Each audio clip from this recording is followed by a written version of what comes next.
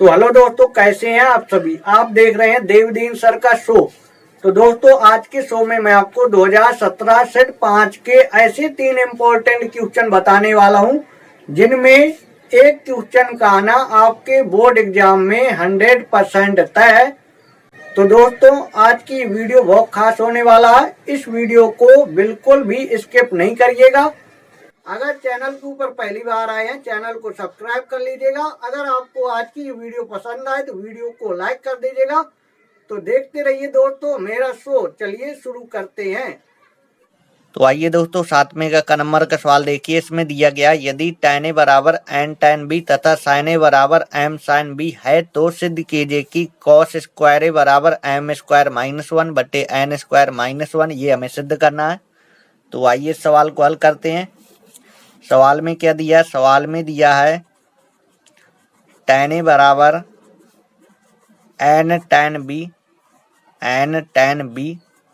सवाल में दिया tan a बराबर n tan b और सवाल में दिया है sin a बराबर m sin b। ये दिया है। तो देखिए दोस्तों, इस सवाल को सिद्ध करने के लिए हम ये वाला सूत्र लगाएंगे। 1 प्लस कॉट स्क्वायर बी बराबर कॉसेक स्क्वायर बी। इस सूत्र से ये बड़ी आसानी से सिद्ध हो जाएगा। तो देखिए दोस्तों, कॉट बी, तो पहले हम इससे कॉट बी का मान निकालें। तो पहले हम tan बी का मान निकालें। tan बी का मान निकालेंगे तो n चला जाएगा इसके बट्टे में, 1/n tan a, 1/n tan a। तो अब हमें कॉट बी का मान निकालना है। तो आपने सूत्र पढ़ा होगा, कॉट बी का सूत्र होता है 1/tan b। कॉट बी का सूत्र होता है 1/tan b। तो देखिए दोस्तों, कॉट बी बराबर सूत्र होता है 1/tan b। तो एक हमारा जो कहते हो tan b की जगह लिख सकते हैं 1/n tan a, ये लिख सकते हैं। तो n चला जाएगा ऊपर, n/tan a। अब दोस्तों, अब हमें इससे कॉसिक b का मान निकालना है। तो पहले हम sin b का मान निकालें। sin b का मान निकालेंगे तो m चला जाएगा इसके बट्टे में, 1/m sin a। तो दोस्तों, कॉसिक b का सूत्र क्या होता है? कॉसिक b का सूत्र होता है 1/sin b। क्या होता है? 1/sin b, ये सूत्र होता है। तो देखिए दोस्तों, 1/sin b की जगह sin b का मान क्या है? sin b का मान है 1/m sin a, ये है। तो इसमें m चला जाएगा ऊपर और sin a रहेगा नीचे। इतनी बात आपको समझ में आ गई होगी। हमें कॉट बी और कॉसिक बी का मान निकालना था। तो हमने कॉट बी का मान निकाल लिया।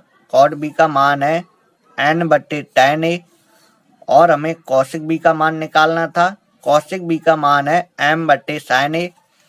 तो अब इस सूत्र में रख देंगे। तो दोस्तों, पहले इसको थोड़ी हल कर लें। ये हमारे इसी साइड कॉसेक स्क्वायर बी, ये हमारे इसी साइड, इसको भेज देंगे इस साइड। तो ये माइनस हो जाएगा, माइनस कॉट स्क्वायर बी। और एक हमारे इसी साइड है, कॉसेक स्क्वायर बी की जगह हम मान रख देंगे m/sin a। और इसमें स्क्वायर है, स्क्वायर लगा देंगे, माइनस कॉट बी की जगह मान रख देंगे। कॉट बी का मान है n/tan a। क्या है? n/tan a, ये है। इसमें स्क्वायर है, स्क्वायर लगा देंगे, बराबर एक। अब आगे देखेंगे, m का वर्ग करेंगे m स्क्वायर साइन ए का वर्ग करेंगे, साइन ए का वर्ग करेंगे तो sign square A minus N का वर्ग करेंगे एन स्क्वायर बटे टेन ए का वर्ग करेंगे तो टेन स्क्वायर ए क्या होगा, टेन स्क्वायर ए होगा बराबर 1। अब देखिए दोस्तों, एम स्क्वायर बट्टे sine square A minus N square, tan square A को हम क्या लिख सकते हैं, टेन स्क्वायर ए को हम लिख सकते हैं साइन स्क्वायर ए बटे कॉस स्क्वायर ए। तो साइन स्क्वायर ए ये नीचे रहेगा और कॉस स्क्वायर ए ये चला जाएगा ऊपर। टेन स्क्वायर ए को हम लिख सकते हैं साइन स्क्वायर ए बटे कॉस स्क्वायर ए, तो कॉस स्क्वायर ए ऊपर चला जाएगा बटे 1। अब आगे देखेंगे, नीचे साइन स्क्वायर ए ये लासा है तो इसको बाहर निकाल लेंगे, 1 बट्टे साइन स्क्वायर ए, तो कोष्टक के अंदर बचेगा M square minus N square cos square A बराबर 1। इसके बटे में मैं 1 लिखूंगा और कैंची गुणा करा दूंगा, तो देखिए इसका गुणा 1 में करेंगे यही आएगा,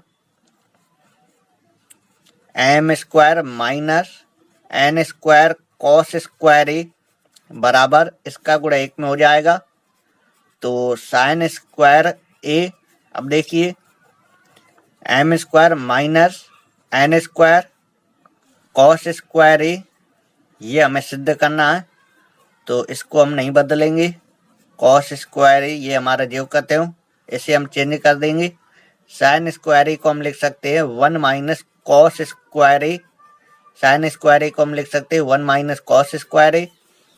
इसको इस साइड ले आएंगे तो प्लस हो जाएगा कॉस स्क्वायर ए, इसके बाद इसे लिख देंगे एन स्क्वायर कॉस स्क्वायर ए, एक हमारा इसी साइड और इसको भेज देंगे इस साइड तो ये हो जाएगा माइनस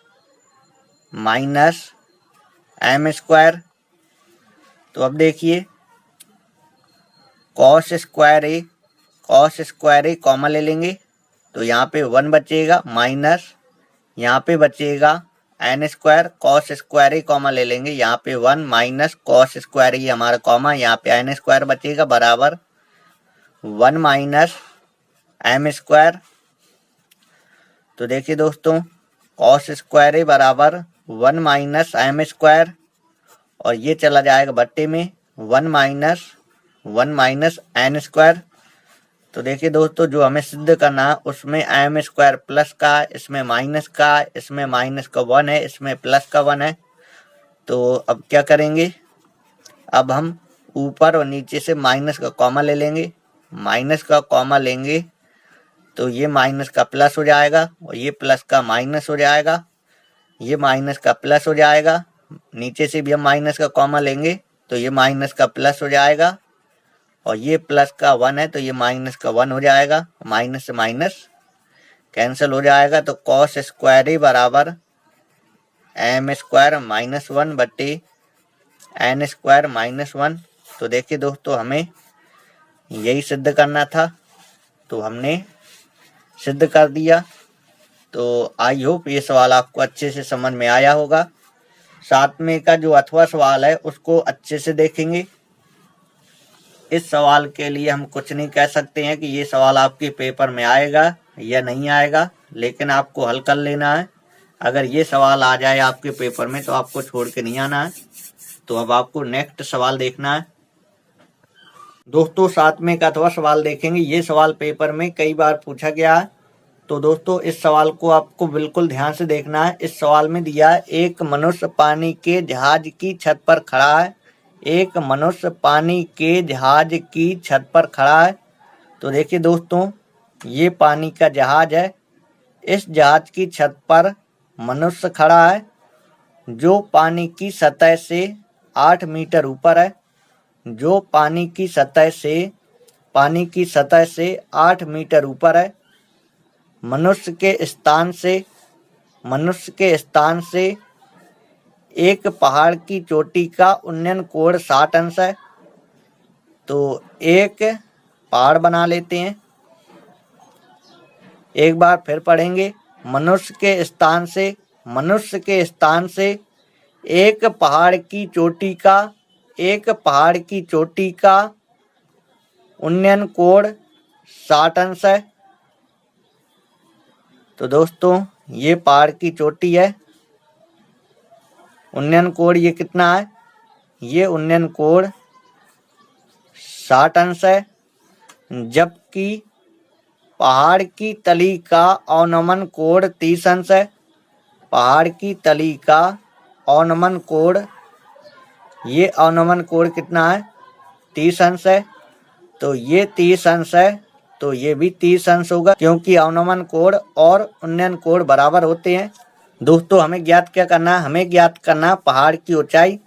ये पहाड़ है, हमें इस पहाड़ की ऊंचाई ज्ञात करना है।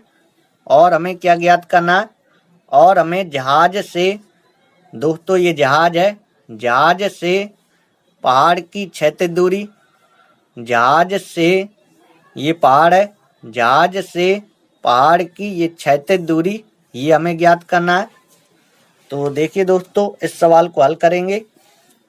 इसको मैं ए नाम दे देता हूँ, इसको बी, इसको सी, इसको डी और इसको ई, और यहाँ से यहाँ तक की दूरी को मैं x मीटर मान लेता हूँ। तो दोस्तों ये अगर x मीटर होगी तो ये भी x मीटर होगी।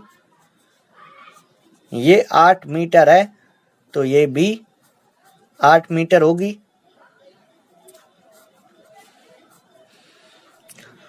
तो दोस्तों पहले मैं ये वाला त्रिभुज लूँगा। जब ये वाला त्रिभुज लूँगा तो इसमें एक भुजा पता है, मैं ये वाली भुजा ज्ञात कर लूँगा। अगर ये वाली भुजा ज्ञात हो जाएगी तो हमें जहाज से पहाड़ की ये क्षैतिज दूरी ये ज्ञात हो जाएगी। जब ये वाली भुजा ज्ञात हो जाएगी तो हमें ये वाली भुजा पता चल जाएगी। जब ये वाली भुजा पता चल जाएगी तो हमें ये वाली भुजा पता चल जाएगी। फिर हम क्या करेंगे, इन दोनों को जोड़ देंगे तो पहाड़ की ऊंचाई ज्ञात हो जाएगी। तो देखिए दोस्तों इसको कैसे हल करेंगे। पहले हम कौन सा त्रिभुज लें, पहले हम ये वाला त्रिभुज लें ABC। तो यहाँ पे लिखेंगे समकोण त्रिभुज ABC में, समकोण त्रिभुज ABC में। तो देखिए दोस्तों इसमें सूत्र कौन से लगते हैं, इसमें सूत्र लगता है हमेशा tan थीटा का। tan थीटा का सूत्र लगाएंगे। tan थीटा का सूत्र होता है लंब बटे आधार, क्योंकि हमें लंब पता है, आधार हमें ज्ञात करना है, तो हम यही सूत्र लगाएंगे tan थीटा का। तो देखिए दोस्तों tan कोण क्या है, कोण है 30 अंश बराबर लंब क्या AB है। इस चीज को आपको लिखना है, बाद में मान रखेंगे। लंब क्या, लंब AB है। आधार क्या, आधार BC है, BC लिख देंगे। tan 30 अंश का मान क्या होता है, tan 30 अंश का मान होता है 1/√3, 1/√3 रख देंगे बराबर AB का मान क्या है, AB का मान 8 है, 8 रख देंगे बट्टे BC। तो देखिए दोस्तों कैसे गुणा करा देंगे, BC का गुणा 1 में, BC बराबर 8 गुणे √3 तो 8√3 आएगा। तो देखिए दोस्तों BC बराबर 8 गुणे √3 का मान होता है 1.732।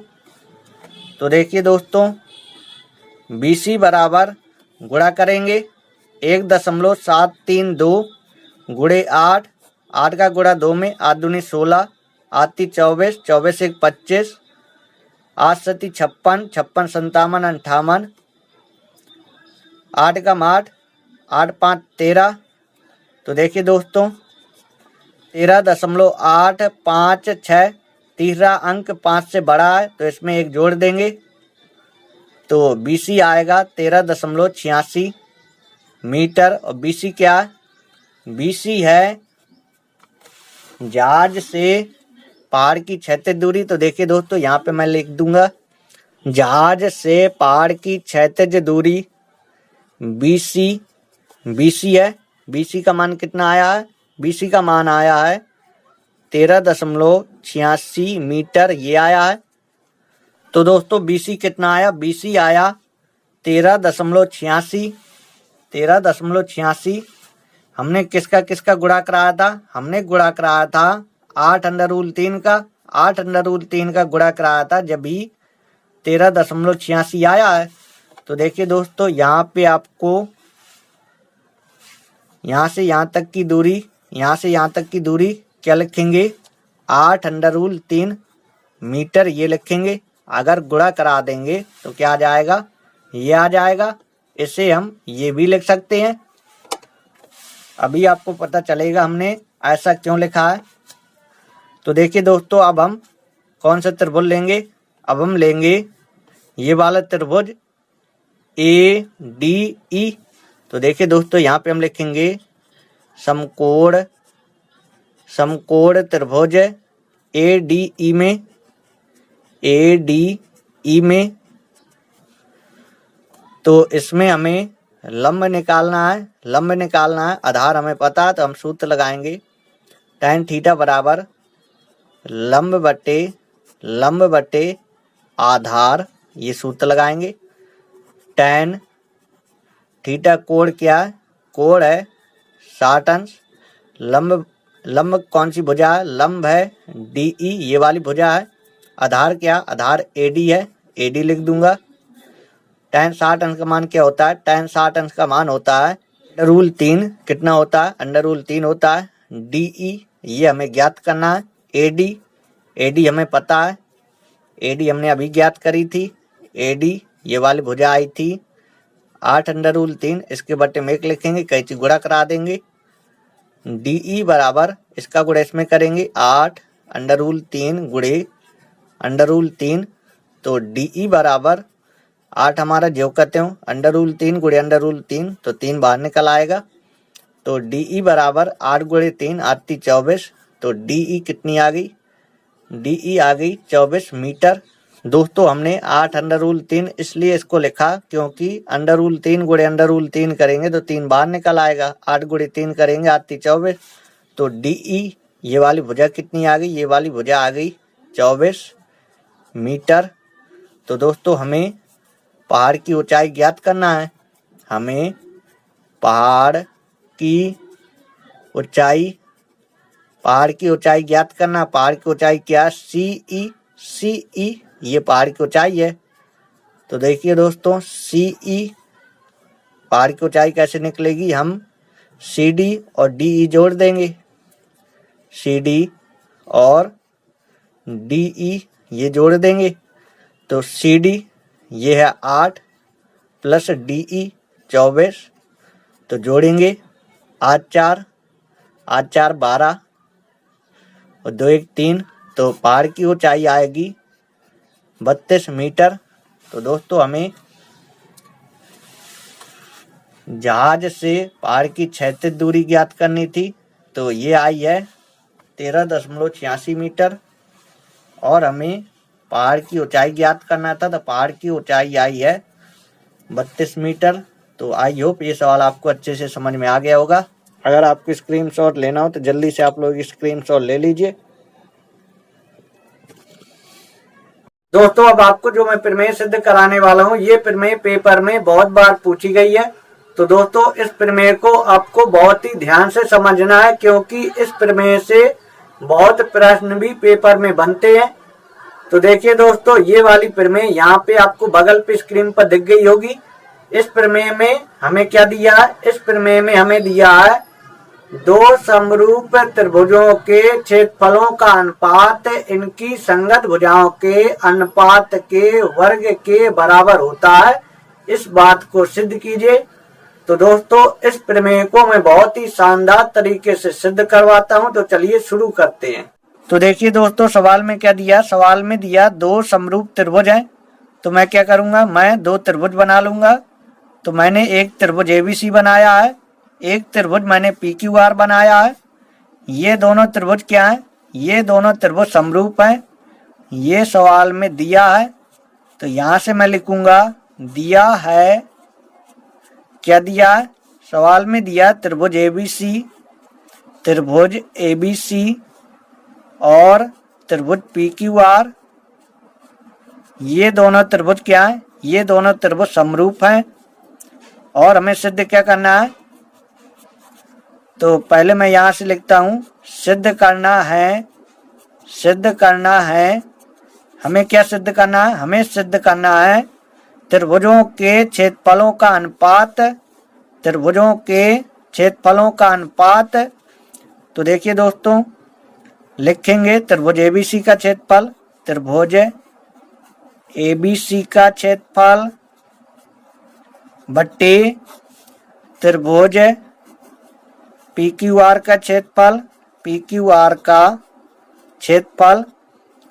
सवाल में कहा था त्रिभुजों के क्षेत्रफलों का अनुपात इनकी संगत भुजाओं के अनुपात के वर्ग के बराबर होता है।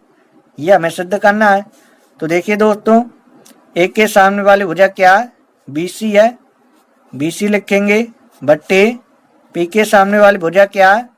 QR है, QR लिखेंगे बराबर B के सामने वाली भुजा क्या है? AC है, Q के सामने वाली भुजा क्या है? PR है। तो इस भुजा की संगत भुजा ये वाली भुजा होगी। तो लिखेंगे AC बट्टे PR, क्या लिखेंगे? AC बट्टे PR बराबर C के सामने वाली भुजा क्या है? AB है, AB लिखेंगे AB बट्टे R के सामने वाली भुजा क्या है? R के सामने वाली भुजा है PQ, क्या लिखेंगे? PQ लिखेंगे। त्रिभुजों के क्षेत्रफलों का अनुपात इनकी संगत भुजाओं के अनुपात के वर्ग के बराबर होता है। ये हमें सिद्ध करना है। तो देखिए दोस्तों, यहाँ से पहले लिखिए रचना, क्योंकि हम बिंदु A से शेष लंब खींचेंगे और बिंदु P से शेष लंब खींचेंगे। तो इस बिंदु को मैं M नाम दे देता हूँ और इस बिंदु को मैं N नाम दे देता हूँ। तो रचना में लिखेंगे त्रिभुज ABC व त्रिभुज PQR, त्रिभुज ABC व त्रिभुज PQR के शीर्षों A व P से AM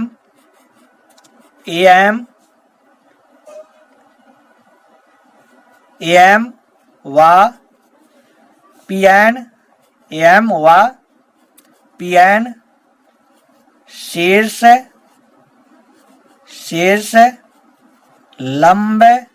शीर्ष लंब खींचे। दोस्तों, ये आपको समझ में आया होगा। क्या लिखा है यहाँ पे मैंने लिखा त्रिभुज ABC व त्रिभुज PQR के शीर्षों A व P से AM व PN शीर्ष लंब खींचे। तो देखिए दोस्तों, अब सिद्ध करेंगे इसे। तो यहाँ से हम लिखेंगे उपपत्ति। तो दोस्तों, त्रिभुजों के क्षेत्रफलों का अनुपात हमें सिद्ध करना है। तो यहाँ पे पहले मैं लिखूंगा त्रिभुज ABC का क्षेत्रफल, त्रिभुज ABC का क्षेत्रफल। तो आपने पढ़ा होगा त्रिभुज के क्षेत्रफल का सूत्र होता है 1/2 आधार। त्रिभुज ABC का क्षेत्रफल लिखा। तो त्रिभुज ABC में आधार क्या है? आधार है BC गुणे आधार गुणे शीर्ष लंब या ऊंचाई। तो ऊंचाई क्या? ऊंचाई है AM लिख देंगे। इसे समीकरण 1 बना लेंगे। अब दोस्तों, ये वाला त्रिभुज लेंगे PQR। तो यहाँ लिखेंगे त्रिभुज PQR का क्षेत्रफल, PQR का क्षेत्रफल त्रिभुज PQR का क्षेत्रफल। तो दोस्तों त्रिभुज के क्षेत्रफल का सूत्र 1/2 आधार क्या, आधार QR है, QR लिख देंगे, गुणे ऊंचाई क्या है, ऊंचाई PN है, PN लिख देंगे।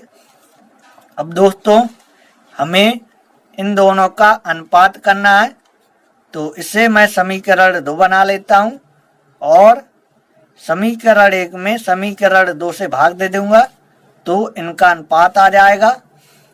तो दोस्तों यहाँ पे लिखेंगे समीकरण 1 में समीकरण 2 से भाग देने पर समीकरण 1 में, ये समीकरण 1 है, ये समीकरण 2 है, समीकरण 1 में समीकरण 2 से भाग देने पर, तो दोस्तों त्रिभुज ABC का क्षेत्रफल, त्रिभुज ABC का क्षेत्रफल इसके बटे में लिखा जाएगा त्रिभुज PQR, त्रिभुज PQR का क्षेत्रफल, त्रिभुज PQR का क्षेत्रफल बराबर इसमें इसका भाग देंगे तो 1/2 से 1/2 कैंसिल हो जाएगा। तो यहाँ पे BC/QR गुणे ऐसे लिख सकते हैं, BC/QR गुणे AM/PN, इसे समीकरण 3 बना लेंगे। तो दोस्तों जो हमें सिद्ध करना उसमें एक बार नजर डालिए। हमें जो सिद्ध करना उसमें BC/QR इसका स्क्वायर है, यहाँ पे BC/QR है, अगर इसकी जगह BC/QR होता तो इन दोनों का गुणा हो जाता तो इसका स्क्वायर आ जाता। तो दोस्तों यहाँ पे हमें BC/QR लाना है, BC/QR लाना है। तो हम क्या करें, हम पहले इन दोनों त्रिभुजों को समरूप सिद्ध करें, हम इन दोनों त्रिभुजों को समरूप सिद्ध करें। अगर समरूप सिद्ध कर देंगे तो इनकी संगत भुजाओं का अनुपात बराबर आ जाएगा, इनकी संगत भुजाओं का अनुपात बराबर आ जाएगा। जब इनकी संगत भुजाओं का अनुपात बराबर आ जाएगा तो ये दोनों त्रिभुज पहले से ही समरूप हैं, तो इनकी संगत भुजाओं का अनुपात बराबर है ही। तो देखिए दोस्तों सिद्ध कैसे करेंगे। पहले हम इन दोनों त्रिभुजों को समरूप सिद्ध करें, AMB और PNQ को, इनको हम समरूप सिद्ध करें। त्रिभुज AMB और त्रिभुज PNQ में, तो देखिए दोस्तों ये वाला कोण इस वाले कोण के बराबर है, रीजन लिख देंगे। ये वाला कोण ABM, कोण ABM, ये वाला कोण किसके बराबर है, PQN के, कोण PQN, ये वाला कोण इस वाले कोण के बराबर है, रीजन।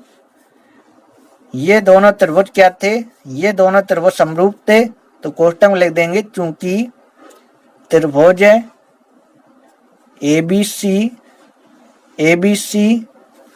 और त्रिभुज PQR, त्रिभुज PQR, त्रिभुज ABC और त्रिभुज PQR, ये दोनों त्रिभुज समरूप थे। अगर त्रिभुज समरूप होते हैं तो उनकी संगत भुजाओं का अनुपात बराबर होता है और संगत कोण बराबर होते हैं। दोस्तों ये वाला कोण 90 डिग्री का होगा, तो यहाँ पे लिख देंगे कोण M बराबर कोण N, कोण M बराबर कोण N। इसमें ये दोनों कोण क्या 90 अंश है, कोण M बराबर कोण N, ये दोनों कोण क्या 90 अंश है। तो देखिए दोस्तों तो देखिए दोस्तों हमने दो कोण बराबर कर दिए, तो लिखेंगे AA समरूपता नियम से दोनों त्रिभुज क्या होंगे, दोनों त्रिभुज समरूप होंगे। तो लिखेंगे त्रिभुज AMB त्रिभुज PNQ अगर ये दोनों त्रिभुज समरूप हैं तो इनकी संगत भुजाओं का अनुपात बराबर होगा। तो देखिए दोस्तों क्या लिखेंगे, AM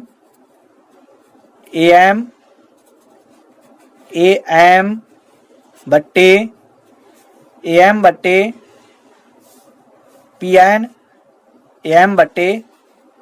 PN बराबर AB बट्टे PQ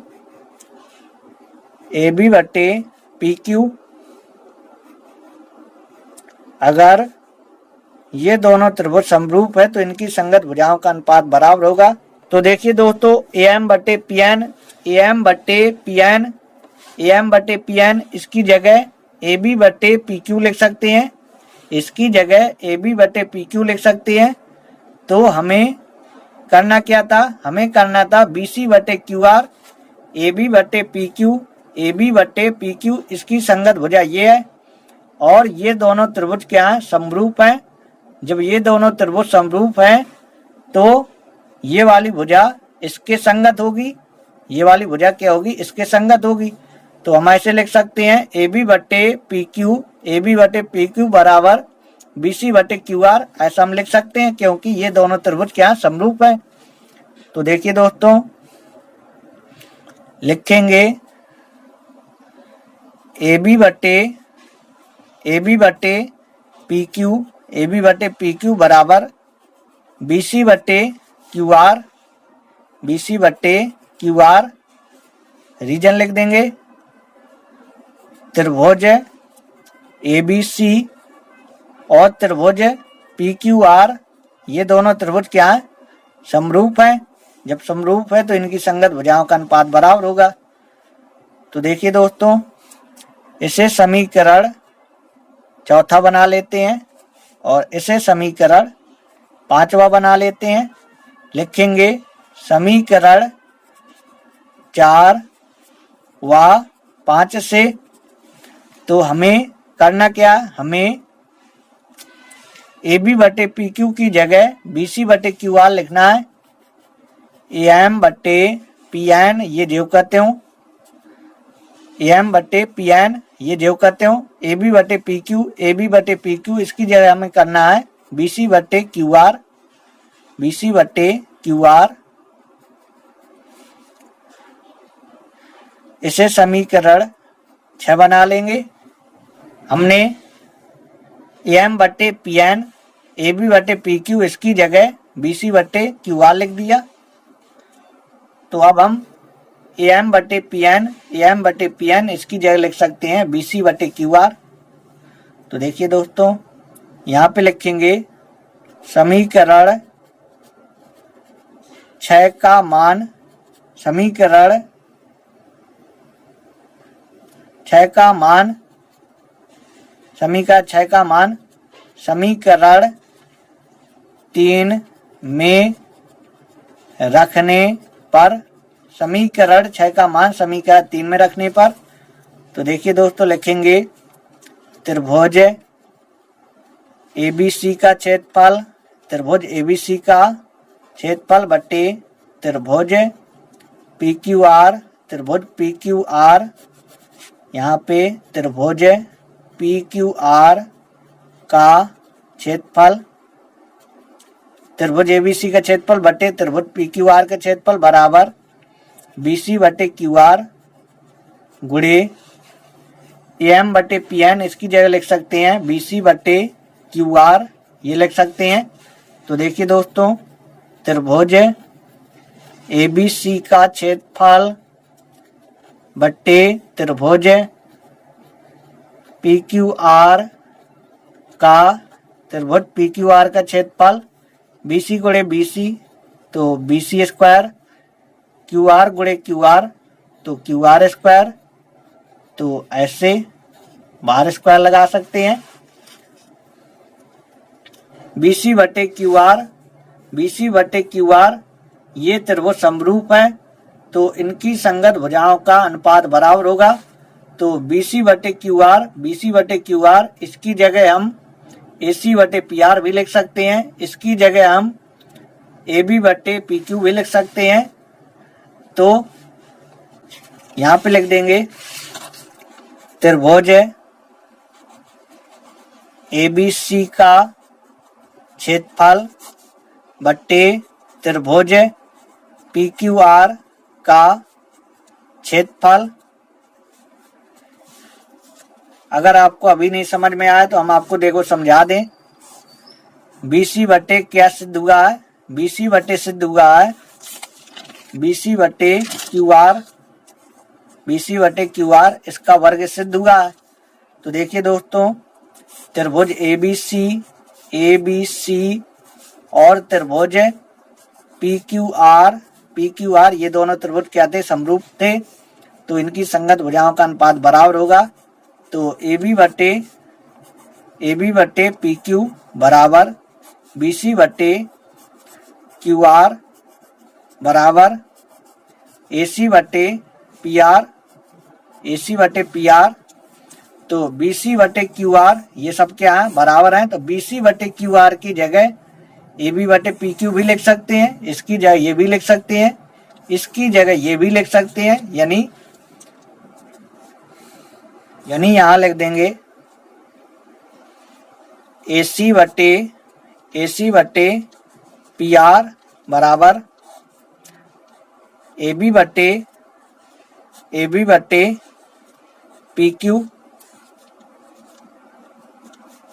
तो देखिए दोस्तों, हमें सिद्ध करना था त्रिभुजों के क्षेत्रफलों का अनुपात इनकी संगत भुजाओं के अनुपात के वर्ग के बराबर होता है। तो देखिए दोस्तों, हमने सिद्ध कर दिया। तो दोस्तों, इस सवाल को अच्छे से लगा लेना। ये सवाल पेपर में बहुत बार पूछा जाता है। दोस्तों, अब आप ये जो प्रमेय देख रहे हैं, ये प्रमेय पेपर में कई बार पूछी गई है। तो दोस्तों, इस प्रमेय को आपको बहुत ही ध्यान से देखना है। इस प्रमेय के अंदर दिया एक समकोण त्रिभुज में कर्ण का वर्ग से दो भुजाओं के वर्गों के योग के बराबर होता है। ये हमें सिद्ध करना है। तो दोस्तों, सवाल में दिया क्या? सवाल में दिया एक समकोण त्रिभुज है। तो मैं क्या करूंगा? मैं एक समकोण त्रिभुज बना लूंगा। एक समकोण त्रिभुज बना लूंगा। इस समकोण त्रिभुज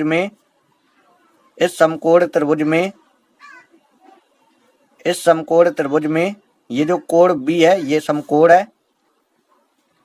तो दोस्तों, जो सवाल में दिया है, पहले हम ये लिखेंगे। सवाल में दिया है, सवाल में क्या दिया है? सवाल में दिया है त्रिभुज ABC समकोण त्रिभुज है, जिसमें कोण B समकोण है, जिसमें ये कोण B समकोण है। समकोण का मतलब कोण B 90 अंश का है। तो देखिए दोस्तों, हमें सिद्ध क्या करना है? हमें सिद्ध करना है समकोण त्रिभुज में कर्ण का वर्ग। तो समकोण के सामने वाली भुजा कर्ण होती है। तो कर्ण क्या है? कर्ण AC है। समकोण त्रिभुज में कर्ण का वर्ग कर्ण AC है, तो AC के स्क्वायर। कर्ण का वर्ग से दो भुजाओं के वर्गों के योग के बराबर होता है। ये हमें सिद्ध करना है। तो शेष दो भुजाएं AB के स्क्वायर प्लस BC के स्क्वायर। हमें सिद्ध करना है समकोण त्रिभुज में कर्ण का वर्ग, कर्ण क्या? AC है। कर्ण का वर्ग से दो भुजाओं के वर्गों के योग के बराबर होता है। ये हमें सिद्ध करना है। वैसे आप लोगों ने ये प्रमेय पढ़ी होगी। ये प्रमेय क्या है? ये प्रमेय पाइथागोरस प्रमेय है और इसी को हमें सिद्ध करना है। तो पहले हम रचना करेंगे। रचना क्या करेंगे? हम शीर्ष B से शीर्ष लंब खींचेंगे। हम शीर्ष B से शीर्ष लंब खींचेंगे।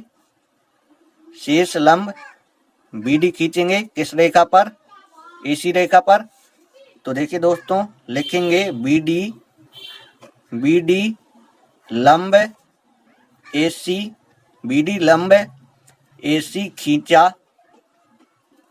हमने BD लंब AC खींचा। हमने BD AC रेखा पर लंब खींचा। दोस्तों, ये हमने लिख दिया। अब इसको हम सिद्ध करेंगे। तो यहाँ पे हम लिखेंगे उत्पत्ति। तो देखिए दोस्तों, पहले मैं ये वाला त्रिभुज लूंगा, फिर मैं ये बड़ा वाला त्रिभुज लूंगा, और फिर मैं ये वाला त्रिभुज और ये बड़ा वाला त्रिभुज लूंगा और इनको समरूप सिद्ध करूंगा। अगर मैं इनको समरूप सिद्ध कर दूंगा तो इनकी संगत भुजाओं का अनुपात बराबर हो जाएगा। तो देखिए दोस्तों, हमें कौन कौन से त्रिभुज लेना है। पहले हमें त्रिभुज एडीबी व त्रिभुज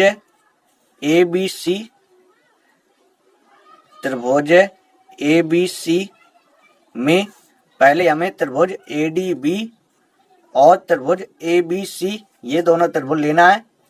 दोस्तों यहाँ पे आपको ध्यान देना है, जो कोण यहाँ पे मैंने बीच में लिखा है ये वाला कोण कितने अंश का, 90 अंश का है। इस त्रिभुज में ये वाला जो कोण है 90 अंश का है। तो इस वाले त्रिभुज में भी आपको देखना है कौन सा कोण 90 अंश का है। ये जो बी है ये वाला कोण 90 अंश का है, तो इसमें भी मैंने बी को ही बीच में लिखा है। यानी कहने का मतलब ये है जो कोण 90 अंश का होगा उसको आपको बीच में ही लिखना है, नहीं आपका सवाल गलत हो जाएगा। अब देखिए दोस्तों, हम ये वाला त्रिभुज बीडीसी व त्रिभुज एबीसी इन दोनों को लेंगे। पहले हम इन दोनों को लेंगे, फिर हम इन दोनों को लेंगे। त्रिभुज बीडीसी और त्रिभुज एबीसी ये दोनों त्रिभुज लेंगे और जो समकोण वाला बिंदु है इनको बीच में लिखना है। इस वाले त्रिभुज में जो समकोण वाला बिंदु है वो डी है, इस वाले त्रिभुज में जो समकोण वाला बिंदु है वो बी है। तो समकोण वाले बिंदु को मैंने बीच में लिख दिया। अब देखिए दोस्तों, मैं इन दोनों त्रिभुजों को समरूप सिद्ध करूंगा। तो मैं कैसे सिद्ध करूं? अगर मैं संगत कोण बराबर सिद्ध कर दूंगा, तो ये दोनों त्रिभुज क्या हो जाएंगे, समरूप हो जाएंगे। अगर ये दोनों त्रिभुज समरूप हो गए तो इनकी संगत भुजाओं का अनुपात बराबर हो जाएगा। तो देखिए दोस्तों, एडीबी इस त्रिभुज में ये वाला कोण 90 अंश का है और इस त्रिभुज में ये वाला कोण 90 अंश का है। तो दोस्तों मैं यहाँ पे लिखूंगा कोण एडीबी बराबर कोण एबीसी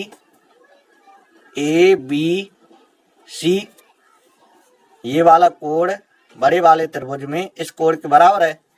तो मैंने लिखा कोण एडीबी कोण एबीसी ये दोनों कोण कितने अंश के हैं, 90 अंश के हैं।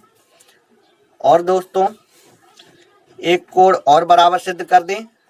तो देखिए दोस्तों, ये वाला जो कोण है ये वाला कोण इस त्रिभुज में उभयनिष्ठ है और ये वाला कोण बड़े वाले त्रिभुज में भी उभयनिष्ठ है। तो देखिए दोस्तों, लिखूंगा मैं बी ए डी बराबर कोण BAC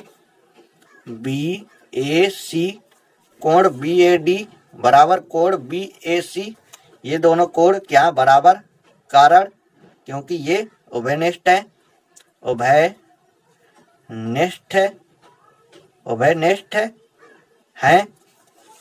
तो देखिए दोस्तों, अगर दो कोण बराबर हो गए तो तीसरा कोण अपने आप बराबर हो जाएगा। तो देखिए ये दोनों त्रिभुज क्या होंगे, ये दोनों त्रिभुज समरूप होंगे। तो देखिए दोस्तों, लिख दूंगा यहाँ पे मैं त्रिभुज ADB त्रिभुज ABC ये दोनों त्रिभुज क्या होंगे, समरूप, कारण ए समरूपता नियम से। तो दोस्तों मैंने इन दोनों त्रिभुजों को समरूप सिद्ध कर दिया, तो इनकी संगत भुजाओं का अनुपात बराबर होगा। तो देखिए दोस्तों, हमें इस वाली भुजा से मतलब नहीं है। क्यों मतलब नहीं है? क्योंकि जो हमें सिद्ध करना उसमें BD ये वाली भुजा है ही नहीं है। तो हमें मतलब है इन तीनों भुजाओं से। हमें किनसे मतलब है? हमें इन तीनों भुजाओं से मतलब है। तो दोस्तों एक भुजा ये है, एक भुजा ये है। तो अगर कहना चाहे तो ऐसा कह सकते हैं कि हमें चार भुजाओं से मतलब है, 1 2 3 4, इन चार भुजाओं से मतलब है। तो देखिए दोस्तों, इस त्रिभुज में जो समकोण के सामने वाली भुजा होगी वो होगी कर्ण, और इस त्रिभुज में जो समकोण के सामने वाली भुजा है वो होगी कर्ण। तो दोस्तों क्या लिखेंगे, लिखेंगे ए बी बटे ए सी कर्ण बटे कर्ण लिखा जाएगा, कर्ण बटे कर्ण, क्योंकि संगत भुजाओं का अनुपात बराबर होता है। तो हमने इस त्रिभुज में समकोण वाली सामने वाली भुजा ये कर्ण और इस त्रिभुज में समकोण के सामने वाली ये वाली भुजा कर्ण। तो हमने लिखा ए बी बटे ए सी लिखा बराबर, इस त्रिभुज में आधार ए डी है तो मैंने लिखा ए डी, और इस त्रिभुज में आधार ए बी है तो मैं लिखूंगा यहाँ पे ए बी। वैसे आप यहाँ से देख सकते हैं ए बी बटे मैंने ए सी लिखा, यहाँ पे मैंने लिखा ए डी बटे ए डी बटे ए बी ये लिखा। अब मैं कैंची गुणा करा दूंगा। तो देखिए दोस्तों ए बी गुणे ए बी क्या होगा, ए बी स्क्वायर बराबर इसका गुणा इसमें, तो क्या आएगा ए सी इंटू ए डी, इंटू की जगह गुणा चिन्ह लगा सकते हैं। ए बी का गुणा ए बी में ए बी स्क्वायर, ए सी गुणे ए डी, इसे समीकरण 1 बना लेंगे। अब दोस्तों इन दोनों त्रिभुजों को समरूप सिद्ध करेंगे। तो इस त्रिभुज में ये वाला कोण 90 अंश का, इस त्रिभुज में ये वाला कोण 90 अंश का। तो दोस्तों मैं लिखूंगा यहाँ पे बी डी सी बराबर कोण ए बी सी, ये क्या है 90 अंश है दोनों। अब दोस्तों यहाँ पे लिखेंगे बी सी डी बराबर कोण बी सी ए, ये क्या उभयनिष्ठ है, उभयनिष्ठ है, ये दोनों कोण क्या उभयनिष्ठ है, बी सी डी और बी सी ए, ये वाला कोण क्या है दोनों में उभयनिष्ठ है। तो देखिए दोस्तों ये दोनों त्रिभुज क्या हो जाएंगे समरूप। तो यहाँ पे लिखेंगे त्रिभुज बी डी सी, त्रिभुज ए बी सी, ये दोनों त्रिभुज क्या होंगे समरूप, और यहाँ पे कारण लिख देंगे ए इंटू ए से। अब देखिए दोस्तों हमने इन दोनों त्रिभुजों को समरूप सिद्ध कर दिया। जब हमने इन दोनों त्रिभुजों को समरूप सिद्ध कर दिया तो इनकी संगत भुजाओं का अनुपात क्या होगा, बराबर होगा। तो देखिए दोस्तों क्या लिख सकते हैं, हम लिख सकते हैं बी सी बटे ए सी बराबर बी सी बटे ए सी बराबर डी सी बटे बी सी। मैंने आपको पहले बताया था ये जो बी डी भुजा है ये नहीं आना चाहिए, तो बी डी ये नहीं आना चाहिए। तो दोस्तों मैंने क्या किया, मैंने बी सी बटे ए सी लिखा और यहाँ पे मैंने लिखा डी सी बटे बी सी। तो देखिए दोस्तों अब कैंची गुणा करा देंगे, इसका गुणा इसमें, बी सी स्क्वायर बराबर ए सी गुणे डी सी, इसे समीकरण 2 बना लेंगे। अब देखिए दोस्तों इन दोनों को जोड़ देंगे तो लिखेंगे समीकरण 1 व 2 को जोड़ने पर, समीकरण 1 व 2 को जोड़ने पर, तो देखिए दोस्तों A B square plus B C square, A B square plus B C square बराबर ए सी गुणे A D plus A C गुणे डी सी। तो देखिए दोस्तों A B square plus B C square, इन दोनों में कॉमा क्या है, ए सी कॉमा है, ए सी कॉमा ले लेंगे तो कोष्टक के अंदर A D plus D C ये बचेगा।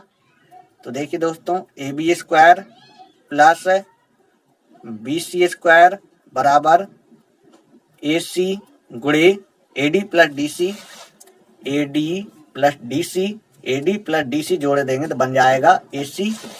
तो दोस्तों क्या लिख देंगे, AC। तो अब देखिए दोस्तों, AB square plus BC square बराबर AC गुणे AC, तो AC स्क्वायर। तो दोस्तों ये इसके बराबर है, तो ऐसा लिख सकते हैं AC स्क्वायर बराबर AB square plus BC square. AC square बराबर AB square plus BC square, मैंने ऐसे लिख दिया। तो देखिए दोस्तों, हमें यही सिद्ध करना था, हमें सिद्ध करना था AC स्क्वायर बराबर AB square plus BC square. तो देखिए दोस्तों, हमने सिद्ध कर दिया। तो बहुत ही आसान प्रमेय है, अगर आपके पेपर में आ जाएगी तो हमें उम्मीद है आपसे बन जाएगी। तो दोस्तों, अगर आपको आज की क्लास पसंद आई हो तो वीडियो को लाइक कर दीजिएगा। अगर चैनल के ऊपर पहली बार आए थे तो चैनल को सब्सक्राइब करते जाइएगा। तो दोस्तों फिर मिलते हैं हम आपसे एक नई वीडियो में, जब तक के लिए जय हिंद, जय भारत।